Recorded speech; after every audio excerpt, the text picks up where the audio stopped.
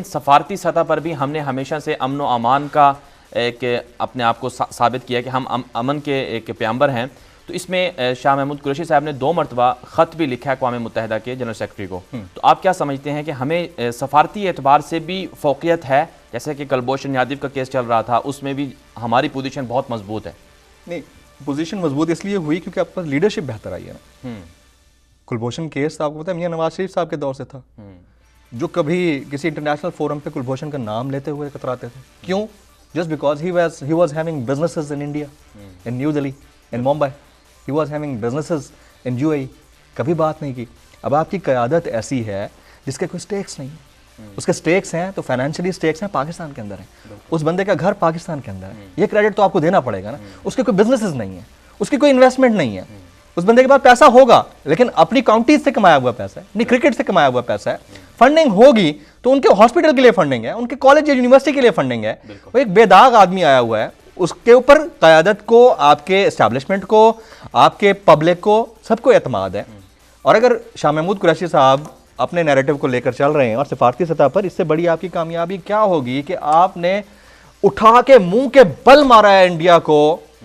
ये जो आपकी सिख बरादरी के लिए आपने कॉरिडोर खोला है, करतारपुर राहदारी, बिल्कुल ऐसे उठा के आपने मुंह के बल मारा है इंडिया को। इंडिया ने अपना क्रेडिट लेने की कोशिश की, बिल्कुल। मतलब उनके अंदर इतनी कर्टेसी नहीं थी कि उन्होंने अपने डिप्टी प्रेसिडेंट को भेजा कि जाकर तुम इनॉग्रेशन करके आओ, और हमारा प्राइम मिनिस्टर खड़ा होकर सिख बरादरी के साथ खड़ा हुआ है यहाँ पे करतारपुर राहदारी पे। सिद्धू साहब के पाकिस्तान आने पर पाकिस्तान ने इतना बड़ा दिल खोल दिया, इससे बड़ी बात हो सकती है? इसके अलावा सऊदी अरब जैसा मुल्क जो हमारा हमेशा देरीना दोस्त रहा है, पाकिस्तान बनने के बाद से उनके किंग्स हमारे पास विजिट करते रहे हैं और हमारी इकोनॉमी में अच्छे बुरे दिनों में हमारा साथ देते रहे। बिल्कुल। प्रिंस मोहम्मद बिन सलमान का अपने क्राउन प्रिंस बनने के बाद पहला विजिट, सबसे पहला मुल्क पाकिस्तान। इमरान खान की इससे बड़ी कामयाबी क्या हो सकती है?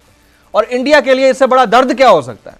यानी उनका टीवी एंकर 2 दफा पूछता है कि पाकिस्तान टेररिस्ट कंट्री है, आदिल अल जुबैर से 2 दफा पूछा है। आपने देखा होगा, शायद वो क्लिप भी देखा होगा। तो फीमेल एंकर थी, उसने पहले पूछा कि पाकिस्तान एक टेररिस्ट कंट्री और पाकिस्तान टेररिज्म को बढ़ावा दे रहा है, तो आप जैश ए मोहम्मद के हवाले से या जमात उद दावा के हवाले से क्या कहेंगे? तो उन्होंने कहा कि this is not the issue I want to be talk on, ये बोला। उसके बाद अगला सवाल उसने किया बंदी ने कि टेररिज्म को सपोर्ट करने पर तो आप पाकिस्तान को कुछ ना कुछ बोलेंगे। उसने कहा पाकिस्तान ने अपने फौजियों और अपनी पब्लिक की जानों की एक बड़ी तादाद नजराने के तौर पर पेश की है, सेक्रीफाइस की है।